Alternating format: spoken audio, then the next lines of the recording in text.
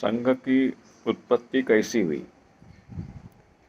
कुछ लोग बोलते हैं कि विदर्भ से हुई और विदर्भ के कुछ एक जाति से हुई, मगर पूरी समझ इसके बारे में होनी चाहिए। क्योंकि जब अंग्रेज़ों का राज था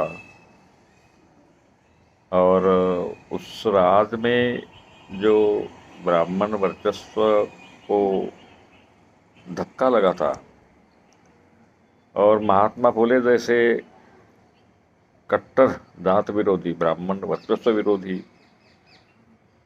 विचारवंत हुए थे, जिन्होंने सत्यशोधक समाज की स्थापना की थी।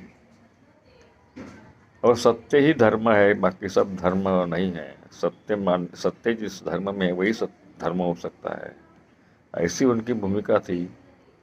और ब्राह्मणों की भूमिका थी कि धर्म वेदों में, मनुस्मृति में या पुराणों में है।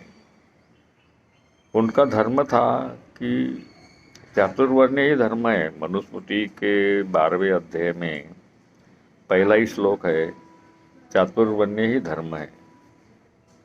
और इस चातुर्वर्ण्य धर्म को महात्मा फुले ने इतना जोरदार हल्ला किया कि वो ब्राह्मण लोगों में एक प्रकार की घबराहट निर्माण हुई।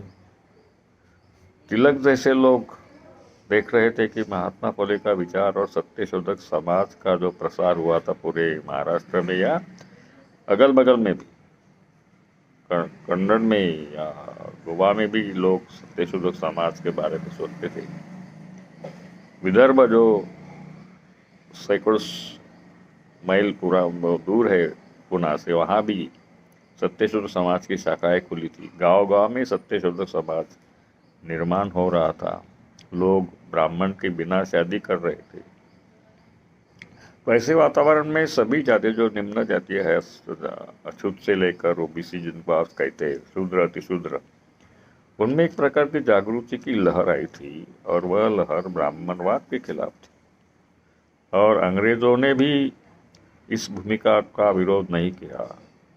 अंग्रेजों ने तो महात्मा फुले को महात्मा पदवी दिलाई, अपने लोगों ने दी, मगर महात्मा ने भी सत्कार किया। इसका मतलब है कि ब्राह्मण विरोधी जो वातावरण था, वह वातावरण ब्राह्मणों को एक आह्वान लगता था।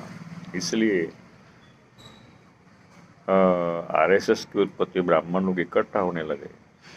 और सावरकर जैसे लोग, तिलक जैसे लोग या हेडगेवार जैसे लोग सोचने लगे कि ये जो लहर है ब्राह्मण विरोधी, उसको कैसा रोकना है। तो इस रोकने के बारे में नागपुर में जो हेडगेवार ने 1925 में स्थापना की, इसका नतीजा था कि वो ब्राह्मण विरोधी वातावरण को ख़त्म करके हिंदू बनाना है, सबको हिंदू कहना है। जो ब्राह्मण का सनातन धर्म या वैदिक धर्म था, उसके खिलाफ जो लोग जा रहे थे, इसलिए उन्होंने आरएसएस की स्थापना की। ये केवल एक जाति के जागृति के कारण नहीं हुआ, जैसा कि कुछ लोग बोलते हैं कि महारवों में भी आंदोलन हुआ, मगर महारों में जो आंदोलन हुआ, जो जागृति आई, वो सत्यशोधक समाज के कारण आई।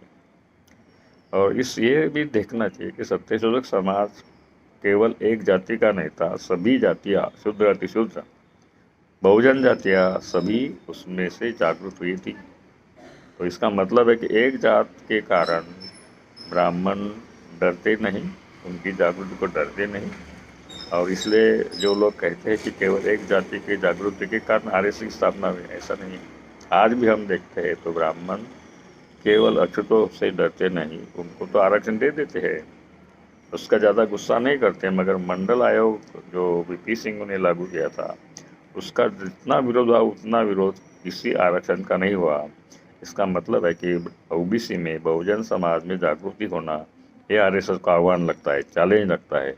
इसलिए आरएसएस की निर्मित ब्राह्मणों ने ब्राह्मणेतर समाज में या बहुजन समाज में जो जागृति हुई उसके कारण हुआ, ना कि किसी एक जाति के कारण।